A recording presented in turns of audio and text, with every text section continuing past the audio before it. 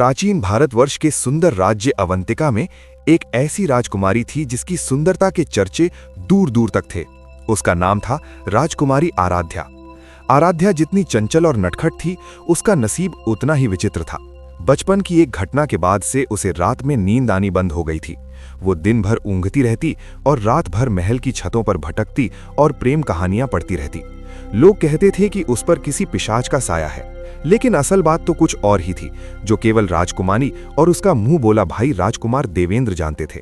आराध्या के शरीर में एक ऐसा रहस्यमयी रत्न समाया हुआ था, जिसके कारण अगर वो रात में सो गई तो उसे भविष्य के डरावने सपने आते और वे सपने सच हो जाते। इसलिए वो जागती रहती ताकि अनहोनी को टाला जा सके। उसी राज्य का रक्षक और सेनापति था विक्रम सिंह। विक्रम एक ऐसा योद्धा था जिसका नाम सुनकर दुश्मन की रूह कांप जाती थी। वो कठोर, अनुशासित और भावनाओं से परे रहने वाला इंसान था। उसे राजमहल की राजनीति और नाजुक राजकुमारियों से सख्त नफरत थी, खासकर तब से जब एक षड्यंत्र में उसने अपने बड़े भाई को खो दिया था। उसे लगता था कि इसके पीछे राज परिवार का ही हाथ है। कहानी की शुरुआत तब होती है जब महाराज ने अचानक ये घोषणा कर दी कि राजकुमारी आराध्या का विवाह सेनापति विक्रम सिंह से होगा। ये फैसला दोनों के लिए किसी वज्रपात से कम नहीं था। आराध्या महल की ऊंची मुंडेर पर खड़ी होकर नीचे देख रही थी, जहां बारात आने की तैयारियां चल रही थीं। उसने अपनी दासी सुवर्णा से कहा, सुवर्णा, क्या पिताजी को मुझ पर जरा भी तरस नहीं आता? उन्होंने मुझे उस इंसान के हवाले कर दिया जिसके पास दिल नाम की कोई चीज ही नहीं है। सुना है वो हंसना तो दूर, ठीक से बात भी नहीं करता। उस पत्थर दिल इंसान से शादी करने से अच्छा है कि मैं यहां से कूद जाऊं। सुवर्णा घबरा गई और बोली, राजकुमारी, ऐसा अनर्थ मत कीजिए। महाराज ने यह फैसला आपकी सुरक्षा के लिए ही लिया है। सुना है सेनापति विक्रम के साए में यमराज भी आने से डरते हैं। आराध्या ने मुंह बनाते हुए कहा, मुझे यमराज का डर नहीं है, मुझे उस इंसान का डर है जो कभी मुस्कुराता नहीं। तभी वहां राजकुमार देवेंद्र भागता हुआ आया। वो हाँफ रहा था। उसने कहा, आराध्या, मैंने पिताजी को समझाने की बहुत कोशिश की, लेकिन वो अपनी जिद पर अड़े हैं। वो कहते हैं कि राज्य की सुरक्षा के लिए सेनापति का खुश होना जरूरी है और सेनापति को वश में करने के लिए तुम्हारा विवाह उनसे होना जरूरी है। आराध्या की आंखों में आंसू आ गए। उसने कहा, तो क्या मैं कोई वस्तु हूं भैया, जिसका सौदा राज्य की सुरक्षा के लिए किया जा रहा है? क्या मेरी खुशियों का कोई मोल नहीं? देवेंद्र ने उसका हाथ थाम लिया और बोला, मैं ऐसा नहीं होने दूंगा। हम भाग चलेंगे। मैं तुम्हें सोने के पिंजरे से आजाद करा दूंगा। लेकिन किस्मत को कुछ और ही मंजूर था। उसी वक्त नगाड़ों की जोरदार आवाज गूंज उठी। द्वारपाल ने आकर सूचना दी कि बारात मुख्य द्वार पर आ चुकी है। आराध्या ने निराश होकर देवेंद्र का हाथ छोड़ दिया। उसने कहा, अब बहुत देर हो चुकी है भैया, अगर हम अब भागे तो पिताजी की इज्जत धूल में मिल जाएगी। मुझे ये विष का प्याला पीना ही होगा। और इस तरह भारी मन से आराध्या तैयार होने चली गई। विवाह की रस्में शुरू हुई। मंडप में बैठा विक्रम सिंह किसी पत्थर की मूर्ति जैसा लग रहा था। उसके चेहरे पर ना तो खुशी थी और ना ही कोई उत्साह। वो मन ही मन सोच रहा था कि महाराज ने मुझे इस बंधन में बांधकर अच्छा नहीं किया। मैं एक योद्धा हूं, कोई गृहस्थ नहीं। और ये राजकुमारी, मैंने सुना है ये दिन भर सोती है और रात भर भूतों की तरह डोलती है। ये मेरे जीवन में सिवाय मुसीबत के और कुछ नहीं लाएगी। फेरे लेते समय आराध्या ने कनखियों से विक्रम को देखा। उसका कद ऊंचा था और कंधे चौड़े। चेहरे पर एक तेज था, लेकिन आंखों में एक गहरा सन्नाटा। आराध्या ने सोचा, ये तो सचमुच डरावना लगता है। अगर इसे पता चला कि मैं रात भर जागती हूं तो ये क्या करेगा? विदाई के समय माहौल और भी गमगीन हो गया। देवेंद्र ने रोते हुए आराध्या को गले लगाया। फिर वो विक्रम के पास गया। उसकी आंखों में नमी और चेतावनी दोनों थी। उसने कहा, सेनापति, आज मैं आपको अपनी सबसे कीमती अमानत सौंप रहा हूं। अगर मेरी बहन की आंखों में एक भी आंसू आया तो याद रखिएगा, मैं आपका सबसे बड़ा दुश्मन बन जाऊंगा। विक्रम ने कोई जवाब नहीं दिया, बस सिर झुकाकर अभिवादन किया और घोड़े पर सवार हो गया। सेनापति की हवेली राजमहल जैसी नहीं थी। वहां फूलों की जगह हथियार सजे थे और दासियों की जगह सैनिक पहरा दे रहे थे। आराध्या जब अपने कक्ष में पहुंची तो उसे हर तरफ खामोशी और वीरानी महसूस हुई। उसने सुवर्णा से कहा, ये कैसा घर है? यहाँ तो हवा भी डर डर कर चलती है। मुझे यहाँ नींद कैसे आएगी? वैसे भी रात होने वाली है और मुझे जागना होगा। तभी कक्ष का दरवाजा खुला और विक्रम अंदर आया। उसके आते ही सुवर्णा और बाकी दासियां घबराकर बाहर चली गईं। विक्रम ने अपनी तलवार को एक कोने में रखा और आराध्या की ओर मुड़ा। आराध्या का दिल जोर जोर से धड़कने लगा। उसने अपने घूंघट को कसकर पकड़ लिया। विक्रम ने गंभीर आवाज में कहा, राजकुमारी, मैं जानता हूं कि आप इस विवाह से खुश नहीं हैं। सच कहूं तो मैं भी नहीं हूं। मेरे लिए मेरा कर्तव्य सबसे ऊपर है और आप एक जिम्मेदारी हैं जिसे महाराज ने मुझे सौंपा है। आप इस कक्ष में आराम से रह सकती हैं। मैं आपको वचन देता हूं कि मैं कभी अपनी मर्यादा नहीं तोड़ूंगा। मैं बाहर अतिथि कक्ष में सोऊंगा। आप विश्राम करें। इतना कहकर वो पलटा और दरवाजे की ओर जाने लगा। आराध्या को अजीब सा लगा। उसने सोचा था कि वो राक्षस की तरह व्यवहार करेगा, लेकिन वो तो उसे छोड़कर जा रहा था। आराध्या ने राहत की सांस ली, लेकिन तभी एक अजीब घटना घटी। जैसे ही विक्रम दरवाजे तक पहुंचा, आराध्या को एक अजीब सी शांति महसूस हुई। वो पिछले कई सालों से रात में सोई नहीं थी, लेकिन विक्रम की मौजूदगी में उसकी पलकें भारी होने लगी। उसे ऐसा लगा जैसे कोई अदृश्य शक्ति उसे सुला रही है। आराध्या ने रोकने की कोशिश की, पर वो बिस्तर पर गिर गई और उसे गहरी नींद आ गई। विक्रम ने मुड़कर देखा। वो हैरान रह गया। उसने सुना था कि राजकुमारी को अनिद्रा की बीमारी है, लेकिन वो तो घोड़े बेचकर सो रही थी। विक्रम ने सोचा, शायद थकान की होगी।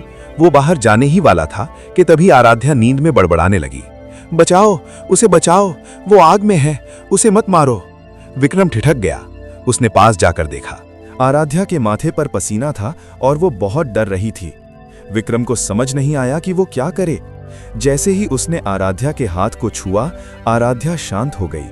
उसके चेहरे का डर गायब हो गया और वो एक बच्चे की तरह मुस्कुराने लगी।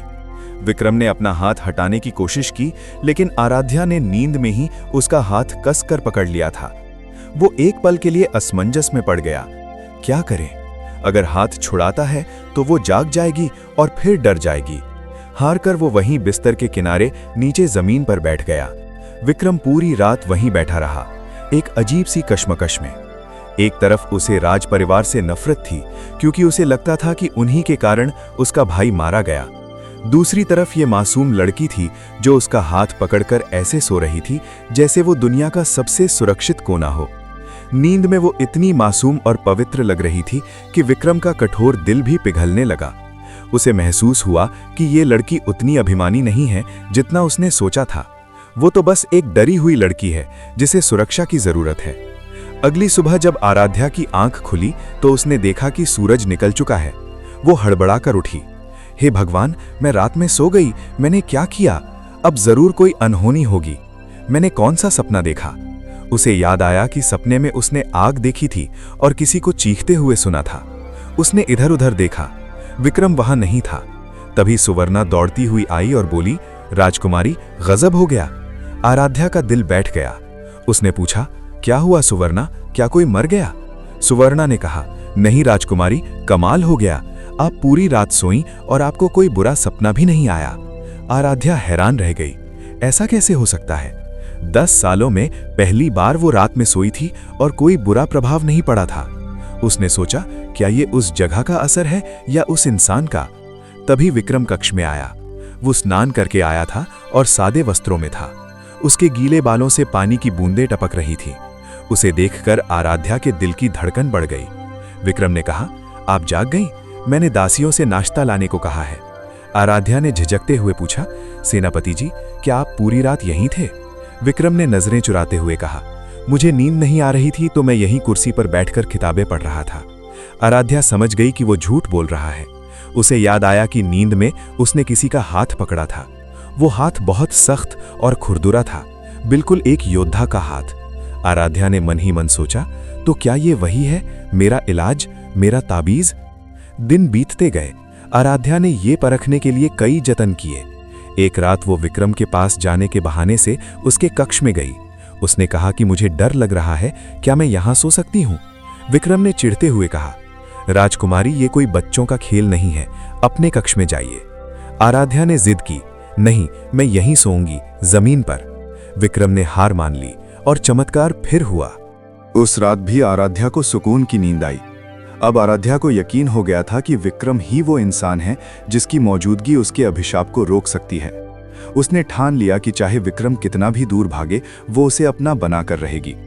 वो अब विक्रम का पीछा करती, उसके साथ वक्त बिताने के बहाने ढूंढती। कभी कहती कि मुझे तलवार चलानी सीखनी है, तो कभी कहती कि मुझे बगीचे में घूमने जाना है। विक्रम परेशान हो गया था। उसे समझ नहीं आ रहा था कि ये राजकुमारी चाहती क्या है। एक दिन वो अभ्यास कर रहा था।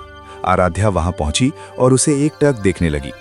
विक्रम ने अपनी तलवार रोकी और पूछा, आप यहां क्या कर रही हैं? क्या राजमहल में कोई काम नहीं है जो आप सारा दिन महल पीछे घूमती हैं? आराध्या ने मुस्कुराते हुए कहा, आप मेरे पति हैं। पत्नी का काम पति की सेवा करना और उसके साथ रहना ही तो होता है। विक्रम ने कहा, हम दोनों जानते हैं कि यह विवाह एक समझौता है। मैं एक सैनिक हूं, मेरा जीवन युद्ध के मैदान में है। मैं आपको वो प्रेम नहीं दे सकता जिसकी आप हकदार हैं। आराध्या ने कहा, किसने कहा मुझे प्रेम चाहिए? मुझे तो बस एक तकिया चाहिए। विक्रम हैरान रह गया। तकिया? आराध्या ने बात संभालते हुए कहा, मेरा मतलब है एक सहारा, एक दोस्त। धीरे धीरे विक्रम का पत्थर दिल भी पिघलने लगा था। आराध्या की नदानियां, उसकी हंसी और उसकी बेबाक बातें उस सूने महल में जान डाल रही थीं। अगर इनकी ये प्यारी सी शुरुआत आपके दिल को भी छू रही है तो एक लाइक जरूर करें। लेकिन विक्रम के अतीत का एक साया अभी भी उनके बीच था। विक्रम अभी भी अपने भाई की मौत की जांच कर रहा था। उसे कुछ ऐसे सुराग मिले थे जो इशारा कर रहे थे कि उस रात जिस महल में आग लगी थी वहां कोई राज परिवार का व्यक्ति मौजूद था। एक दिन विक्रम को एक जासूस ने बताया कि जिस रात आग लगी थी उस रात वहां एक लड़की देखी गई थी जिसने एक खास तरह का कंगन पहना था। विक्रम का माथा ठनका। उसने वैसा ही कंगन आराध्या की कलाई में देखा था। शाम को जब आराध्या विक्रम के लिए भोजन लेकर आई तो विक्रम ने उसका हाथ पकड़ लिया। आराध्या शर्मा गई, लेकिन विक्रम की आंखों में प्यार नहीं, अंगारे थे। उसने पूछा, ये कंगन तुम्हें किसने दिया? आराध्या घबरा गई। उसने कहा, ये तो मुझे मेरे भाई देवेंद्र ने दिया था। विक्रम ने कंगन को गौर से देखा। उस पर राजघराने की मोहर थी। विक्रम ने दहाड़ते में पूछा, सच सच बताओ आराध्या, 3 साल पहले सावन की पूर्णिमा की रात तुम कहाँ थी? आराध्या का चेहरा सफेद पड़ गया। वो उस रात को कभी नहीं भूल सकती थी। उसी रात तो उसका अभिशाप चरम पर था। वो नींद में चल रही थी और अनजाने में एक बिल्ली के रूप में बदल गई थी। ये रत्न का एक और दुष्प्रभाव था। उस रात उत्तरी महल में आग लग गई थी और किसी ने उसे जलने से बचाया था। लेकिन वो ये बात विक्रम को कैसे बताती कि वो इंसान से जानवर बन गई थी? विक्रम उसे पागल समझता। आराध्या ने झूठ बोला, नहीं, मैं वहां नहीं थी, मैं तो अपने कक्ष में सो रही थी। विक्रम ने उसका हाथ झटक दिया। उसने कहा, झूठ? तुम सब राजघराने वाले एक जैसे हो, धोखेबाज और खूनी। आराध्या की आंखों में आंसू आ गए। उसने कहा, आप मुझ पर विश्वास नहीं करते? विक्रम ने कहा, विश्वास सबूत मांगता है राजकुमारी, और सबूत तुम्हारे खिलाफ है। विक्रम वहां से चला गया और आराध्या वहीं रोती रह गई। वो सच बोलकर भी सब कुछ खो देती और झूठ बोलकर भी उसने सब खो दिया था। अब हवेली में फिर से सन्नाटा छा गया। विक्रम ने आराध्या की तरफ देखना भी बंद कर दिया। वो रात रात भर शराब पीता और अपने भाई की तस्वीर को देखता रहता। आराध्या की नींद फिर से गायब हो गई। दोनों एक ही छत के नीचे रहकर भी मीलों दूर हो गए थे। उधर राज्य में एक नई मुसीबत आ गई। पड़ोसी राज्य कलिंग के दूत संधि का प्रस्ताव लेकर आए थे। उनके साथ उनकी राजकुमारी मृणालिनी भी आई थी। मृणालिनी एक योद्धा राजकुमारी थी और वो विक्रम को पहले से जानती थी। युद्ध के मैदान में विक्रम ने एक बार उसकी जान बचाई थी और तभी से वो उसे चाहती थी। जब मृणालिनी ने देखा कि विक्रम और आराध्या के बीच दूरियां हैं तो उसने इसका फायदा उठाने की सोची। उसने महाराज के सामने प्रस्ताव रखा कि अगर विक्रम उससे विवाह कर ले तो कलिंग और अवंतिका हमेशा के लिए मित्र बन जाएंगे। महाराज धर्म संकट में पड़ गए। आराध्या को जब यह पता चला तो उसे लगा जैसे किसी ने उसका दिल मुट्ठी में भींच लिया हो। वो जानती थी कि विक्रम अब उससे नफरत करता है। क्या वो इस शादी के लिए हाँ कर देगा? आराध्या विक्रम के पास गई। विक्रम अपने अस्त्रों को साफ कर रहा था। आराध्या ने कहा, मैंने सुना है कि आप दोबारा विवाह करने वाले हैं। विक्रम ने उसकी तरफ देखे बिना कहा, ये राज्य के हित में है। आराध्या ने कहा, और हमारे रिश्ते का क्या? विक्रम ने तंज कसते हुए कहा, हमारा रिश्ता तो झूठ की बुनियाद पर टिका था, शायद अब उसे खत्म करने का वक्त आ गया है। आराध्या ने अपनी आंखों के आंसू पोंछे और कहा, ठीक है, अगर आप यही चाहते हैं तो मैं आपको नहीं रोकूंगी, लेकिन याद रखिएगा सेनापति जी, जिस दिन आपको सच पता चलेगा उस दिन आप खुद को माफ नहीं कर पाएंगे। आराध्या वहां से चली गई, लेकिन उसने हार नहीं मानी थी। आराध्या ने ठान लिया कि वो मृणालिनी और विक्रम की शादी नहीं होने देगी। शादी के समारोह शुरू हो गए।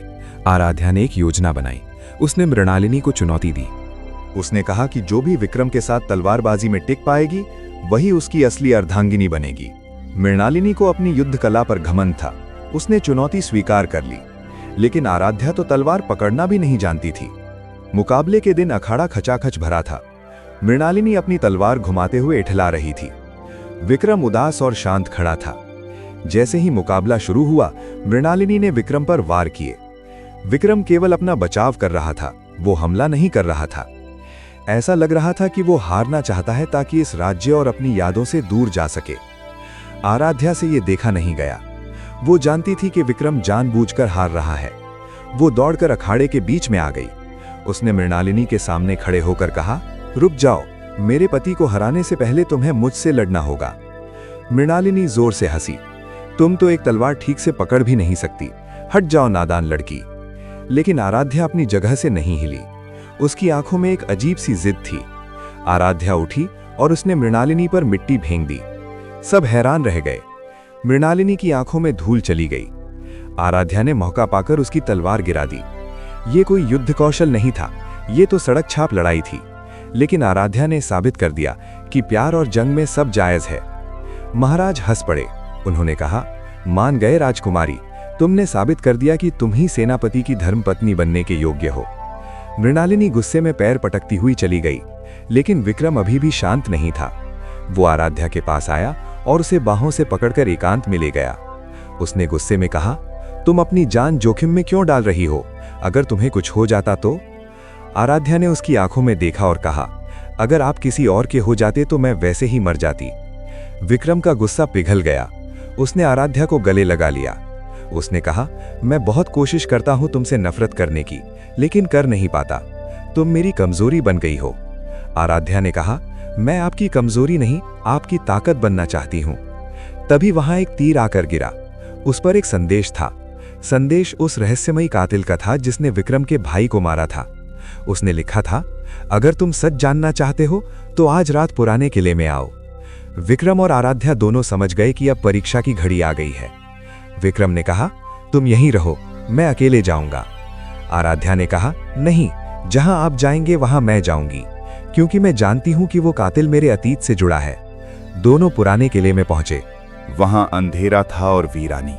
अचानक चारों तरफ से नकाबपोश हमलावरों ने उन्हें घेर लिया। उनका सरदार सामने आया। उसने अपना नकाब हटाया। वो कोई और नहीं बल्कि राजवैद्य थे, जो बचपन से आराध्या का इलाज कर रहे थे। राजवैद्य ने हंसते हुए कहा, तो तुम दोनों आ ही गए, मैं इसी दिन का इंतजार कर रहा था। विक्रम ने चिल्लाकर पूछा, तुमने मेरे भाई को क्यों मारा? राजवैद्य ने कहा, तुम्हारे भाई ने एक राज्य जान लिया था। वो जान गया था कि राजकुमारी के अंदर जो शक्ति है उससे पूरे विश्व पर राज्य किया जा सकता है। मैं उस शक्ति को पाना चाहता था, लेकिन तुम्हारे भाई ने अपनी जान देकर राजकुमारी को बचा लिया। विक्रम सन्न रह गया। तो उसका भाई आराध्या को बचाने के लिए मरा था, न कि आराध्या की वजह से। उसे अपनी गलती का एहसास हुआ। उसने आराध्या की तरफ देखा। आराध्या भी हैरान थी। उसे अब समझ आया कि उस रात वो बिल्ली बनकर वहां गई थी और विक्रम का भाई उसे बचाने के लिए आग में कूद गया था। राजवैद्य ने हमला करने का आदेश दिया। एक भयंकर लड़ाई शुरू हुई। विक्रम शेरों की तरह लड़ा, लेकिन दुश्मन बहुत ज्यादा थे। एक पल ऐसा आया जब राजवैद्य ने आराध्या पर वार किया। विक्रम बीच में आ गया और तलवार उसके कंधे पर लगी। विक्रम गिर पड़ा। आराध्या चीख उठी। उसने विक्रम का सिर अपनी गोद में रख लिया। राजवैद्य हंसता हुआ आगे बढ़ा, अब ये शक्ति मेरी होगी। तभी आराध्या को अत्यंत क्रोध आया। उसका शरीर कांपने लगा। उसकी आंखों का रंग गहरा नीला हो गया। आसमान में बिजली कड़कने लगी। उसके अंदर का वो शापित रत्न जाग उठा था।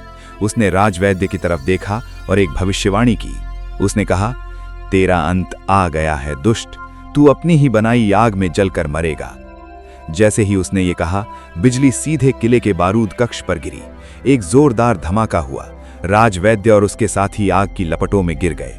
विक्रम ने अपनी बची हुई ताकत बटोरी और आराध्या को लेकर वहां से कूद गया। नीचे नदी थी। दोनों पानी में गिरे। ठंडे पानी ने विक्रम के घावों को सहलाया और आराध्या का होश वापस लाया। वे दोनों किनारे पर आए। विक्रम बुरी तरह घायल था, लेकिन उसने मुस्कुराते हुए आराध्या का चेहरा छुआ। उसने कहा, अब मुझे सब समझ आ गया। मेरा भाई एक हीरो की मौत मरा था और तुम मेरी जिंदगी हो। आराध्या ने रोते हुए कहा, आपको कुछ नहीं होगा, हम घर चलेंगे।